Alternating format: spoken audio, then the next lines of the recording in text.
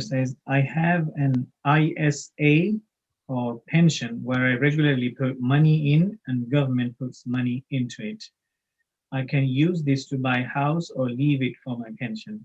If the value is above the nisab for a whole year, do I have to pay zakah on this? And this question about pension was asked that you don't have to pay zakah as you don't have in hand, but because ISA, you can use it to buy house or leave it for pension. Do I have to pay zakah?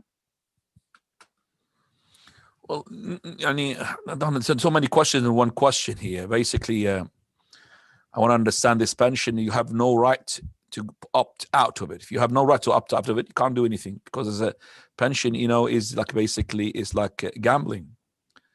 But if the government is paying, whether you like it or not, along with your payment, so they're paying you without your consent, and you're having that money. No, that money is not going to be yours until it's going to be yours. So no zakah on it. Even though that you want to buy a house with it later on. But remember, a pension where you are by your own willing to, you're paying money, okay, what do you call it, national something. You're paying yourself to get the pension, that's not allowed. So for example, the company, you're on a company, they're telling you pay money monthly, or they extract some money out of your salary with your consent, that's not allowed.